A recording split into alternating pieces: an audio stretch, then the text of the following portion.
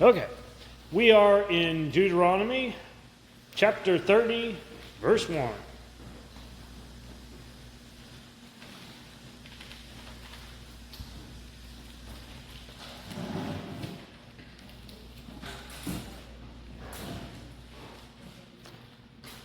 Now, just for a quick recap while you're getting where you need to be, just remember we've gone through all the basically the covenant. We just got through all the blessings and curses. At least it seems like we did, but we're going to start into it again because now we're almost getting into fortune telling, except that it's God, it's Yahweh telling Moses to tell the people what's going to happen in the future for them. And so it depends on how you look at this, but in a lot of ways it's like, well, I've told you what the blessings and curses are, but let me tell you what you're going to do. So I find it interesting. So it's me. So anyway, starting in Deuteronomy 30, verse 1. So it shall be when all of these things have come upon you, the blessings and the curse which I have set before you, and you call them to mind in all nations where the Lord your God has banished you, and you return to the Lord your God and obey him with all your heart and soul, according to all that I command you today, you and your sons, then the Lord your God will restore you from captivity and have compassion on you, and will gather you again from all the people where the Lord your God has scattered you. So we're talking about all these blessings and curses and how he's going to give them all the promised land. They're getting ready to walk in, kick everybody out, take over. They're going to have all this stuff. But you also remember, he said, now if you don't, here's what's going to happen to you. Now, Moses is telling them outright, so it shall be when all of these things have come upon you. So, you're going to get the blessings. Oh, guess what? You're going to get the curses too, because I know you don't listen to me. I know you don't follow. Here's what's going to happen. So he doesn't say, it's not like it has been previously where he's saying, now this could happen. These are the curses you'll endure if you don't obey. No, quite the opposite. Go in there. It shall be when all of these things happen to you. Oh, you're going to get the blessings. You're going to get the land, but you're going to turn from me, and you're going to get all the curses.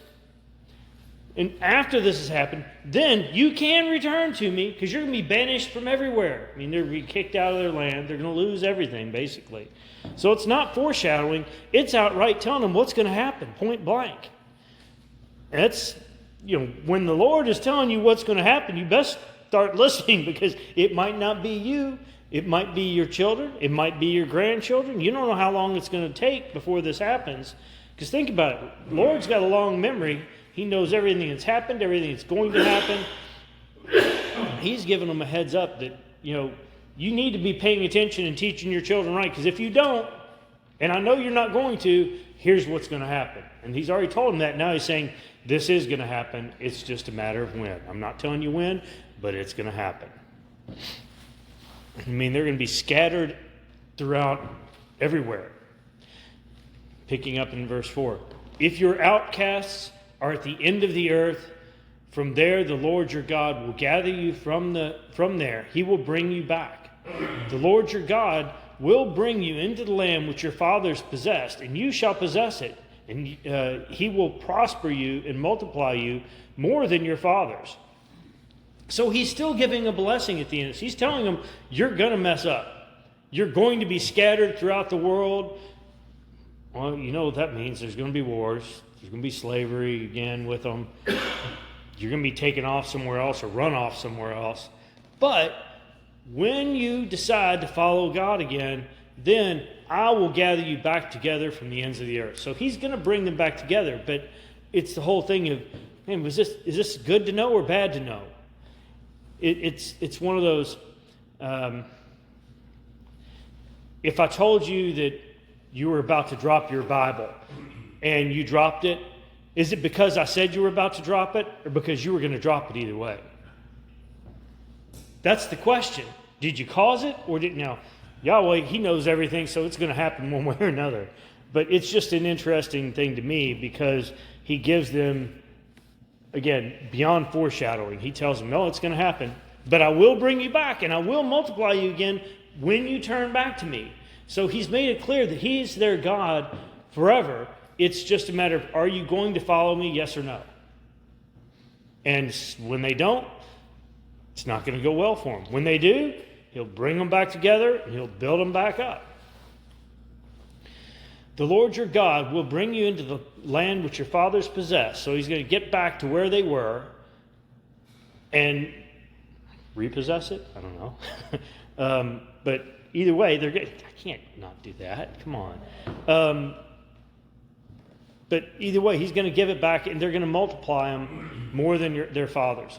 Moreover, the Lord your God will circumcise your hearts and the heart of your descendants to love the Lord your God with all your heart and with all your soul, so that you may live. Now, why does he say so that you may live? Is he implying he's going to kill them otherwise? No, he's saying I'm going to make it so that you live, because living without God isn't really living. If you're living without God, you're missing all kinds of benefits. You're missing somebody that's always there for you, always cares about you, always willing to take care of you. You're missing all that. You're missing out on eternal life. If you're not living with God, you're not living. That's what he's trying to imply here. The Lord your God will inflict all these curses on your enemies and on those who hate you, who persecute you, and you shall again obey the Lord and observe his commandments, which I command you today. You know Israel today is sitting there going, boy, I wish let's do that. Only thing is, they haven't turned to God yet, so, not seeing it happen. Then the Lord your God will prosper you abundantly in all the work of your hands, in the offspring of your body, in the offspring of your cattle, and in the produce of your ground, for the Lord will again rejoice over you for good, just as he rejoiced over your fathers. Because the Lord loves them. It's just a matter of, okay, you want to go be the wayward son, go see what happens. Go on. But when they come back and go, I've spent all the money, I got beat up, somebody took all my stuff. God, can I come back home? What do you say to your kid when he's, left the house and goes nuts for a little while? Would you still take him back? Yeah, you'd probably still help it. Why? Because it's your son or daughter.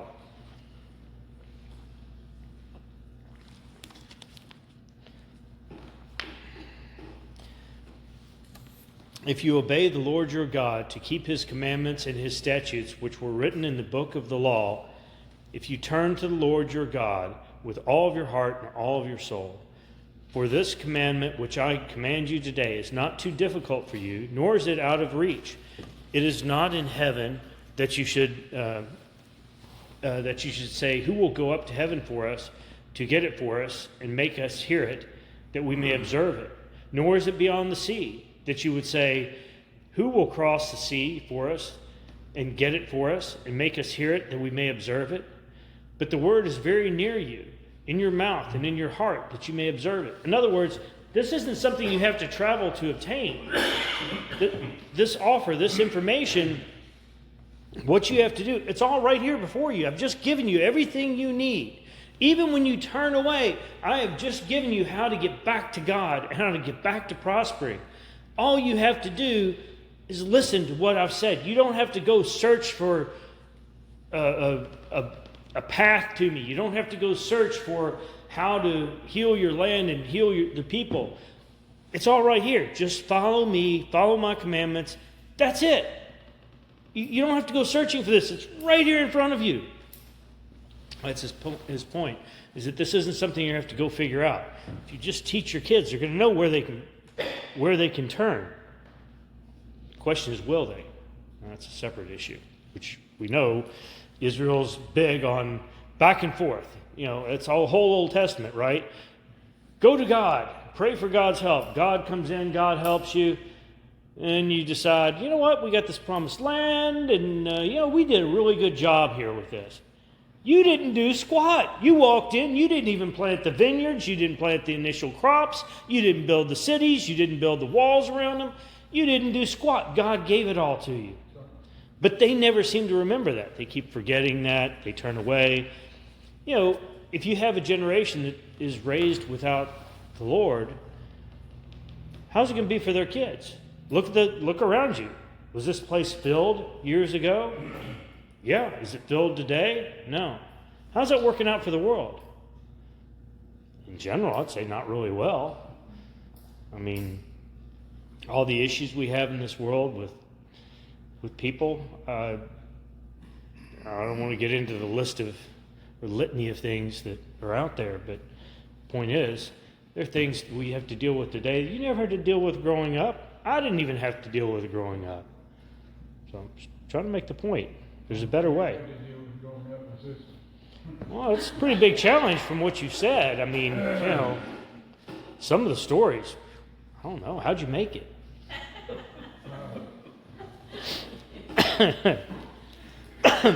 See, I've set before you today life and prosperity, and death and adversity, in that I command you today to love the Lord your God, to walk in his ways and to keep his commandments and his statutes and his judgments, that you may live and multiply, and that the Lord your God may bless you in the land where you are entering to possess it.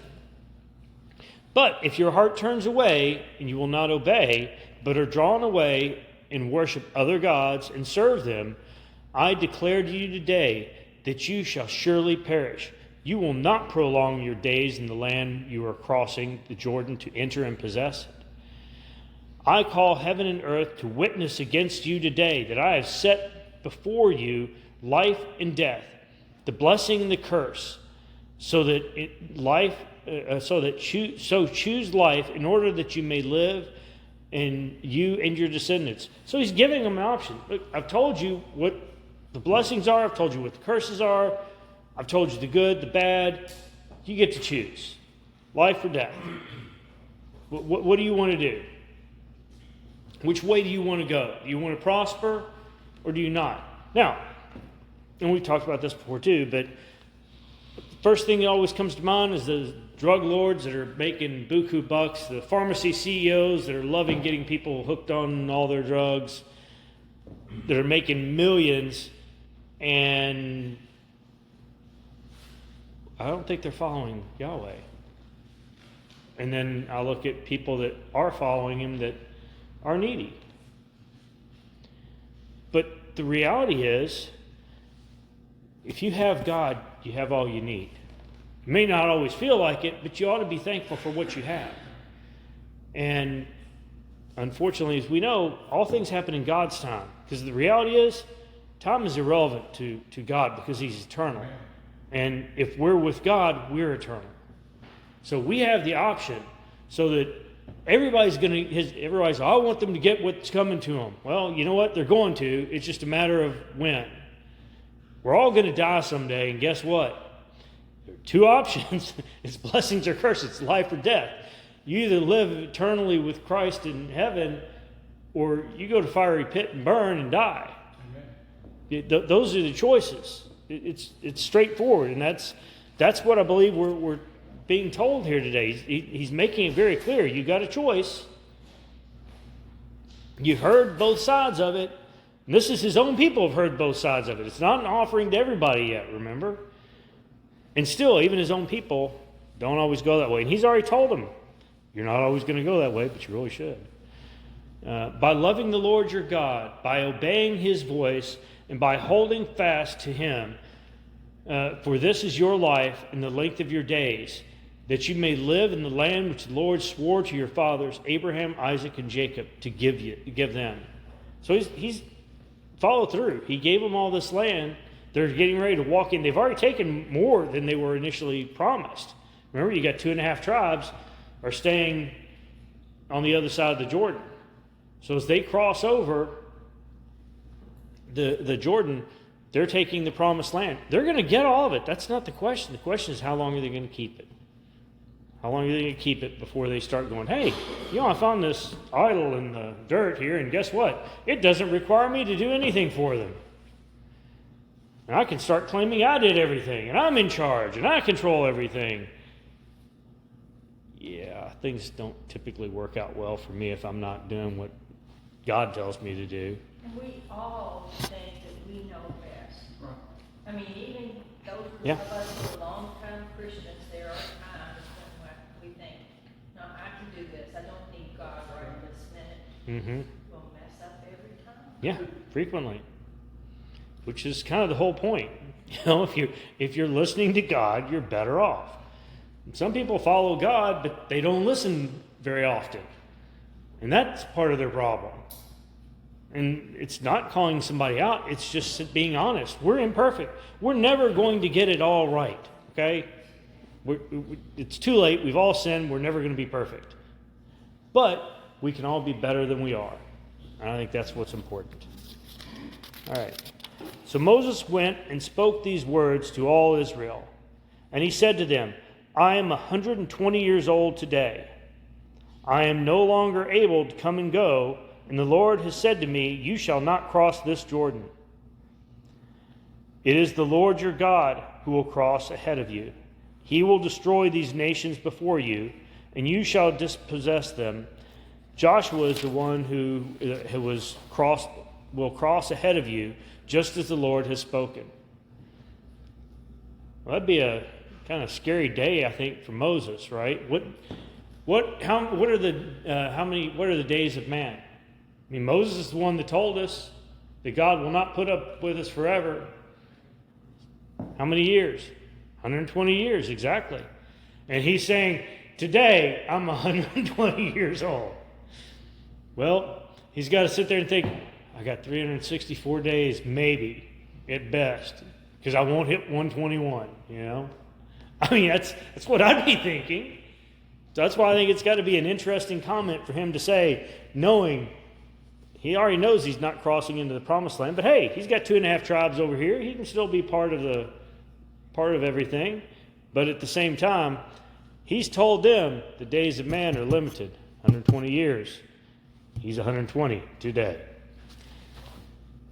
The Lord will do to them just as he did to Sihon and Og, the kings of the Amorites, and to their land when he destroyed them. The Lord will deliver them up before you, and you shall do to them according to all the commandments which I have commanded you. Be strong and courageous. Do not be afraid or tremble at them, for the Lord your God is the one who goes with you. He will not fail you or forsake you. Then Moses called to Joshua and said to him in the sight of all Israel, be strong and courageous, for you shall go with this people into the land which the Lord has sworn to their fathers to give them, and you shall give it to them as an inheritance. No burden or anything here. No pressure, right? You're just going to go in and, take over this land. With how many people? He's taken 12,000 people with him. 1,000 from each tribe. But probably not that, because what else have we learned about who's supposed to go? If they're newlyweds, they don't go. If they've got a house they built but haven't lived in, they don't go. If they planted a vineyard, because keep in mind, there's still some 2 tribes that have been here for a while on this other side of the Jordan, they might have planted a vineyard. If you've planted a vineyard but you haven't drunk wine from it yet, you don't need to go. So there are a list of people that don't go. So out of that 12,000, there are a percentage of them that aren't going. So they don't have 12,000. They have somewhere under 12,000. We don't know how many. Of course, most of the men right now are starting to go, oh, and also he who's afraid should not go. And then you got the guys that are not afraid, but they're going, I think now would be a really good time to get married. I've been thinking about it for a while. I'm not sure who, but I'm certain I can look around and I can find somebody, okay? You know there's some people thinking that. Why? Because they're human just like us. They're thinking about who to marry today because they're getting ready to go. It's time, okay? So, again, I just want to try to put it all in perspective of what's going on here. And now you've got Joshua. Okay, Joshua, before everybody, you're the man now. It's pretty much what he's saying, right? I was the one that was leading them into these battles. No, now it's you. It's all on you. You're going forward. God's taking care of it all, but you're leading. The Lord is the one who goes ahead of you. He will be with you. He will not fail you or forsake you. Do not fear or be dismayed. Well, I would hope with all the things he's seen and the battles they've already had, There shouldn't be a reason to fear. They've walked through, and not one person got killed when they went in and took these places so far. Nobody. Israel didn't lose a body. So you ought to have a lot of faith in that. He should, anyway. So Moses wrote this law and gave it to the priests and the sons of Levi, who carried the ark of the covenant of the Lord, and to all the elders of Israel. Then Moses commanded them, saying, at the end of every 7 years, at the time of the year of remission of debts, of the Feast of Booths, when all Israel comes to appear before the Lord your God at the place where he will choose, you shall read this law in front of the people in their hearing. What's the point of it? What do we always say? It's repetition. Reinforcement is, You can say that, for that. and that's fine, but it's still the same thing. It's, we hear this every year. Why do you keep telling us? Can you quote it to me yet? Well, no. Well, guess what? You haven't learned it yet. What did your teacher tell you? Okay, we're going to say this again. Let's read this out loud all together. Well, we've read it 20 times. Okay, look at me. Don't look at the book and read it. Okay, well then we're going to read it again, right? It's kind of like this new preacher came to the church, and so he preached a sermon, and the man around said, well, that was really a good sermon. And so the next Sunday, he preached it again. Mm-hmm. Okay. Then the third time he said, I know that's a good sermon, but why do you keep preaching it? He said, well, when y'all do what I say, I'll move on to Yeah. something else. Yeah, and he's got a point. He's got a point. It's the same concept, right? Yeah, yeah. When you start listening and remember doing what I told you, we'll move on. Makes sense to me. So that's definitely part of it. Then Moses commanded them, saying at the I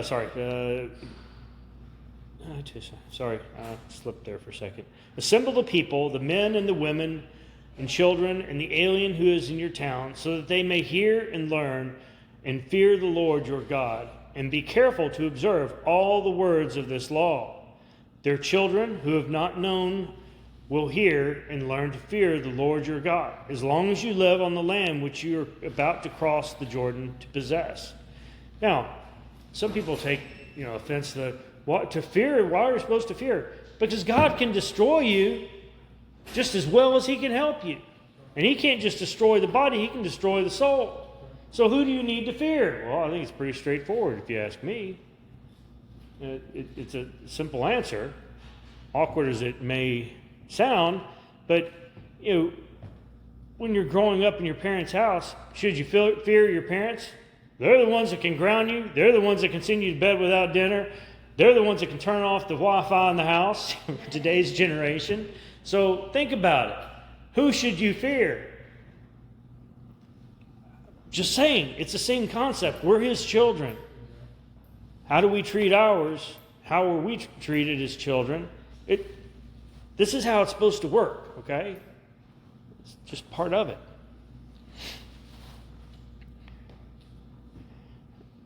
Then the Lord said to Moses, behold, the time for you to die is near. Well, that's not what you want to hear, is it?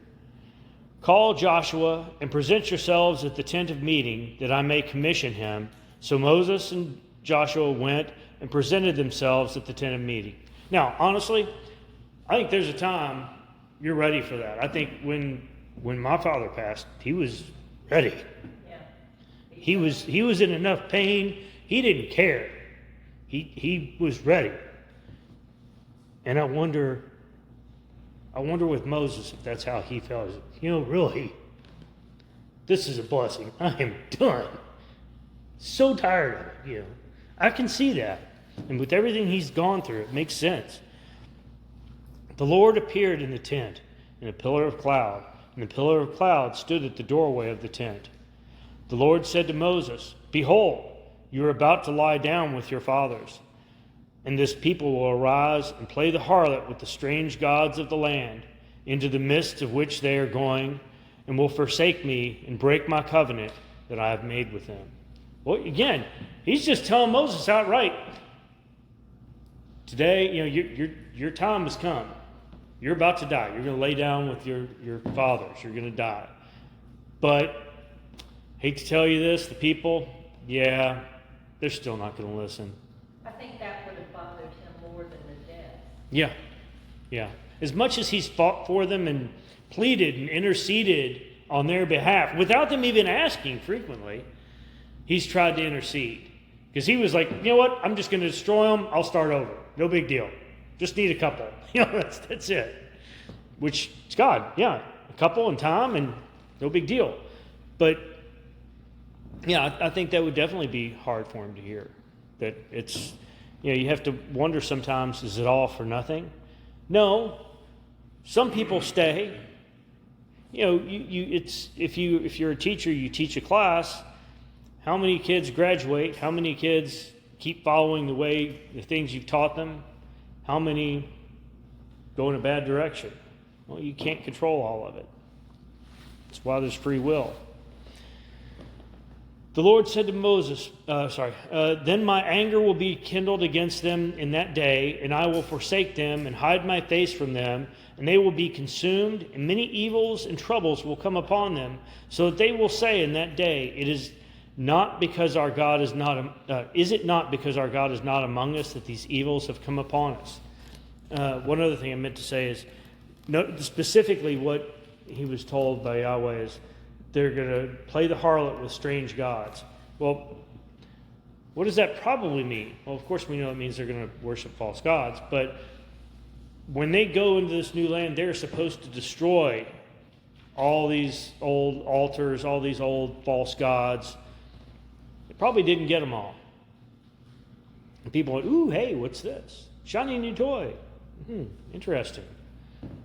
Maybe I should look into this. Is this another option?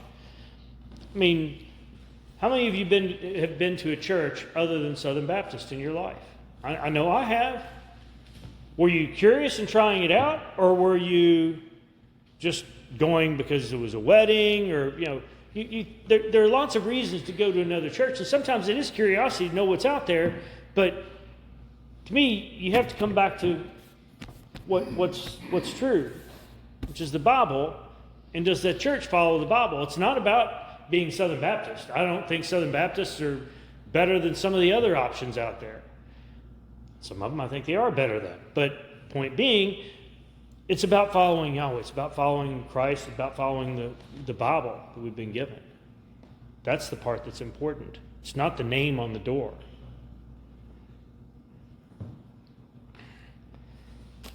Okay. Sorry. Well, I keep looking away and it's throwing me off today. Now, therefore, write this song for yourselves and teach it to the sons of Israel. Put it on their lips so that this song may be a witness for me against the sons of Israel. For when I bring them into the land flowing with milk and honey, which I swore to their fathers, and they have eaten and are satisfied, become prosperous, and then they will turn to other gods and serve them, and spurn me and break my covenant. Then it shall come about, when many evils and troubles have come upon them, that this song will testify before them as a witness, for it shall not be forgotten from the lips of their descendants. For I know their intent which they are developing today, before I have sworn them into the land which I swore. Now, why do it as a song? Come on, we've talked about this before. Even the songs you didn't like in high school, can you still tell me the words to them? I can. Songs I didn't even like, I can still tell you the words to them. Why? Because they played on the radio all the time, and I heard them all the time, over and over and over. Of course I remember the ones I like, but I remember a lot of the ones I didn't like, just because it was playing. Repetition. So that's again why he's getting them to do this and do it to music. Why? Because I know even their sons and daughters will know this. They'll remember it. So when things go south for them, things go poorly, guess what? They're going to at least know what to do from remembering that song. Turn back to Yahweh. That's basically it, right? So that's why I believe he's doing it this way. Because, as he says, then it shall come about when many evils and troubles have come upon them, this song will testify. So this is going to remind them of what they need to be doing, or should have been doing all along. So Moses wrote this song the same day and taught it to the sons of Israel. See, he still hasn't gotten past his 120th birthday just yet. Then he commissioned Joshua, son of Nun, and said, "Be strong and courageous, for you shall bring the sons of Israel into the land which I swore to them, and I will be with you." It came about when Moses finished writing the words of the law in the book until they were complete, that Moses commanded the Levites who carried the ark of the covenant of the Lord, saying, "Take this book of the law and place it beside the ark of the covenant of the Lord your God, that it may remain there for a witness against you. For I know your rebellion and your stubbornness. Behold, while I am still alive with you today, you have been rebellious against the Lord. How much more after my death?" And he's got a point, right? He's seen what all they've gone through just in their time in the wilderness and their time leaving Egypt. How many times did they complain, "Oh, if we just stayed in Egypt and been slaves"? I just don't see wanting to be a slave, but hey, maybe that's just me. But for them, it was what you know versus what you don't know, what you're familiar with. Some people feel comfort in their situation because they know it. It doesn't mean they don't want to better themselves, and that's true for a lot of people. I've known some people that they're very rich, and they live in a small little 2,000 square foot house. Why? Because they know it.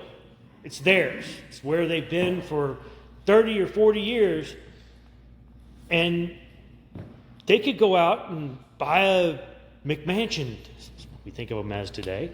They could buy a real mansion, but they don't care. That's not what it's about for them. They're happy in their little place. They don't want to move on to something else. And I think sometimes that's where Israel was. So they were comfortable where they were. They didn't want to move out and do something else. God's even giving them all this land, but they didn't want to go. Why? Well, they were comfortable where they were in a sense. Even in the desert, well, we know this, but you're going to tell us we have to go fight to get this land? No, I'm telling you, I'm going to fight for you. But you have to go along with it. Sometimes even the smallest requests are a lot for some people. People get very comfortable where they are. I mean, how many of you are comfortable where you are? Probably a lot of you, but does that mean that we shouldn't go out and do other things? Does it mean we shouldn't go out and go around to places around here and proclaim about Christ and try to bring more people into church? No, it doesn't. We should be doing that. We don't really. Not much. We don't do a whole lot of stuff. We do a prayer walk here and there. But again, yeah, that's one of the criticisms you hear about churches. They're comfortable. Mm-hmm. We're comfortable. We've been here 70 years. We're comfortable. We don't know. Sometimes it's good to not be comfortable for a little while. Assemble to me all the elders of your tribes and your officers, that I may speak these words in their hearing and call the heavens and the earth to witness against them. Basically saying, hey, I want you to know, I know what you're going to do when I'm dead, but you better rethink it. For I know that after my death you will act corruptly and turn from the way which I have commanded you, and evil will befall you in the latter days, for you will do that which is evil in the sight of the Lord, provoking him to anger with the work of your hands. Then Moses spoke in the hearing of all the assembly of Israel the words of this song until they were complete. I'm just impressed he can write a song. I'm sorry, but that's a little out of my scope, okay? He can lead them out of captivity from a Pharaoh, it's all with God's help, don't get me wrong, but I'm still impressed. All the things he's done. Part the Red Sea, I know it's with God. Strike a stone, that water come out. He wasn't supposed to strike it, but he still got away with it. He was supposed to just tell it to produce water, but no, it's one of the things he got in trouble for. So that's why he's not going to the promised land. Yeah, because that and the way he phrased it. There, I have provided water. Are you happy? Oh, dude, no, you did not provide water. You got to remember where this is coming from. Yahweh provided water. He used you as the instrument to provide it. You know, stay in your lane, as some people will say. Remember what's happening. For a long time I thought, well, that really wasn't fair to Moses. All the good things he did, he just struck Yeah. the rock, and he didn't get to go. And then the Lord said, I'm not going to put him through anymore. Yeah. I'm going to let him come and live with me. Mhm. Y'all want to do it Yeah. yourself. Well, I think I really do think he probably got to the point where, enough. I am so sick and tired of this. I'm just, no more. I'm done. I've had it. And I understand that. I mean, I think I would have gotten there a long time ago with Israel. He has way more patience than I have. Let's just put it that way. Okay, here we go, the Song of Moses. Give ear, O heavens, and let me speak, and let the earth hear the words of my mouth. Let my teaching drop as the rain, my speech distill as the dew, as the droplets of the fresh grass, and as the showers on the herb. For I proclaim the name of the Lord. Ascribe greatness to our God, the rock. His work is perfect, for all his ways are just. A God of faithfulness and without injustice. Righteousness and upright is he. They have acted corruptly towards him. They are not his children because of the defect, but are a perverse and crooked generation. Do you thus repay the Lord, O foolish and unwise people? Is not he your father who has bought you? He has made you and established you. Remember the days of old, consider the years of all generations. Ask your father, and he will inform you, your elders, and they will tell you. When the Most High gave the nations their inheritance, when he separated the sons of man, he set the boundaries of the people according to the number of the sons of Israel. For the Lord's portion is his people. Jacob is the allotment of his inheritance. He found him in the desert land and in his howling waste of a wilderness. He encircled him. He cared for him. He guarded him as the pupil of his eye, like an eagle that stirs up its nest, that hovers over its young. He spread his wings and caught them. He carried them on his pinions. The Lord alone guided him, and there were no foreign god with him. He made him ride on the high places of the earth, and he ate the produce of the field. And he made him suck honey from the rock and oil from the flinty rock, curds of cows and milk of the flock, with fat of lambs and rams, the breed of Bashan, and goats, with the finest of the wheat, and the blood of grapes you drank wine. Okay, long-winded here, but so basically, so far, just telling them all the things he's provided them, right? But Jeshurun grew fat and kicked. You are grown fat, thick, and sleek. Then he forsook God who made him and scorned the rock of his salvation. They made him jealous with strange gods. With abominations they provoked him to anger. They sacrificed to demons who were not God, to gods whom they have not known, new gods who came lately, whom your fathers did not dread. You neglected the rock who begot you. You forgot the God who gave you birth. Boy, pretty direct, huh? At this point, he's coming out telling them all the things they're going to do in the song. They're all going to turn on him. They're going to turn to people they don't know. I mean, the concept of a new God, this always gets me. Well, I have new information. Well, the Bible says there is nothing new. The Bible says this is all that's written. The Bible's really clear on that. And so when people come to you, well, I've got something new. No, you don't. If it's something new, then it came after you. If it came after you, it didn't create you. How is that logic? I don't get that. So again, but this is what they're being told is going to happen. The Lord saw this and spurned them because of the provocation of his sons and daughters. Then he said, I will hide my face from them. I will see that their end shall be, see what their end shall be. For they are a perverse generation, sons in whom is no faithfulness. They have made me jealous with what is not God.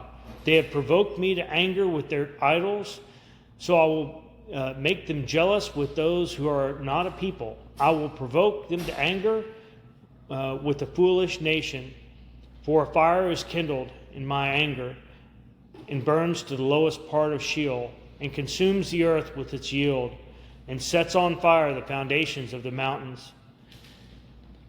I will heap misfortunes on them. I will use my arrows on them. There will be waste by famine and consumed by plague and bitter destruction. And the teeth of beasts I will send upon them with the venom of crawling things of the dust. Outside the sword will bereave in terror, and inside terror. Both young man and virgin, the nursling with the man of gray hair. I would have said, I will cut them to pieces. I will remove the memory of them from men. But I have feared the provocation by the enemy, that their adversaries would misjudge, that they would say, our hand is triumphant, and the Lord has not done all this. That's the thing. That's what I'm saying. People like to think the Lord hasn't done this for us. I did it. No, He didn't do it. We all like to think look at all I accomplished today. I got this done and that done. Yeah, you did. God allowed you to do it. I mean, let's be honest. It's not coming directly from us. If nothing else, example for me. Yesterday I was working on, I had a washer and dryer stacked, and I'd already cut the hole, a 4-inch hole in the floor to put the dryer vent through. And I think it was either 2 or 3 times while I was, because you buy a washer today or dryer, they don't come, at least a dryer anyway, doesn't come with a power cord. You gotta go buy a power cord to put on there. You can't use the stupid thing after you buy it. You gotta go back to the store and buy the power cord. So I'm up there reaching up like this because it's stacked regular size units, and I'm trying to unscrew it. These 3 screws so I can slide through a hole, hold it up there when I'm nearsighted, didn't have a pair of glasses with me, my own fault. So I'm sitting there trying to figure this out, get it through. I dropped it at least 2 or 3 times. And I knew every time it's going to drop and go under the house. I'm going to have to crawl under the house just to get this stupid screw back. What did you say, okay? No, actually, that's where I was it's my own fault. I left the hole open. I didn't cover it. I admittedly was prayed. God, please let it not go down the hole. I really don't want to crawl under this house again. I just want to be done. I want to finish up. And I look back there and it's dark. I only have about this much space between the wall and the washer and dryer. I don't see anything. I get my phone, turn the light on my phone. There's a screw. Thank you. Get back up there. I do it. 2 more. I do it again. Drop it right back down there. And I'm just like, Yahweh, you had pity on me last time. I'm hoping you're going to have pity on me again.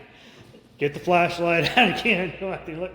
Yep, had pity on me again. Because, it's a 4-inch hole right there. And I don't know how I missed it twice other than God was being kind to me yesterday. So I'm just trying to put it in perspective. Yeah, I put that washer and dryer in there and I got things going. Yeah, I also dropped the screw twice and managed to not go through the hole in the floor. So I'm going to give some credit to God for that. Because I don't think that I'm that lucky, okay? I think that's Yahweh being kind to me yesterday. So again, I'm just trying to put this in perspective because we all think we do this stuff, but don't forget God's there. And it can be something little and dumb like that screw not falling in the hole. But that's all it really takes, isn't it? It's so good to thank God for the little things as Yes. much as the big things. And so often something will happen that I wanted, and I don't say anything. And then, like an hour later, think, oh God, Yeah. thank you for Yeah. Well, I think God understands that. And sometimes I think he just reminds us, you didn't say it. Oh, yes. Yep, sorry. Yep. Thank you. Forgot about that. Because again, I don't have the best temper sometimes when things aren't going right. And I admit that. And I still work on that. But at the same time, yesterday I was just like, Yahweh, it's whatever you want. It's my fault. I dropped it. But it'd be really nice if you just left it on the floor here instead of in the hole under the house. Because it's deep enough, I can't reach down and grab it, so I'm in trouble. I'll be doing something at home and I keep messing it up, and I say, Lord, you're gonna have to help me. And he will. Yeah. I finally get it done by the heart. Yeah, well, it's one of those things. We sometimes you get it wrong. Honestly, I was putting that cable on, the power cable on, and I just took the cover off, put the power cable on. No, you have to feed it through a hole, and then you go put it on, so that you can put the cover back on. So now I had to do it twice. So. So what you're supposed to do is when you start a project, is ask God to help you out with everything that you need help with You should. before you get started. You should, honestly. I'm just glad he was willing to help me yesterday. And, that'd been another 10 minutes just to crawl under the house, and then who knows how long to find the thing. So, again, I think we have to, or at least should, be aware of what God does for us, and that it's not what we have done, it's what the Lord has done through us, with us, and for us. I'm just mad he don't get tired of me. It's not just you. It's not just you. Everybody else would. I completely get it. So I think we've got a good spot to stop for the day. So we will pick up at verse 28 next week. 32:28. Yes, ma'am. All right, let's go ahead and close in prayer. Dear Lord, we thank you for the just letting us be here, not just in your house, but to be here with each other and be able to discuss our love for you and to learn from your word and gain insight and be able to apply it to our lives. We thank you for all the things that you do for us, the little and the large. All of these things we pray in Christ's name. Amen.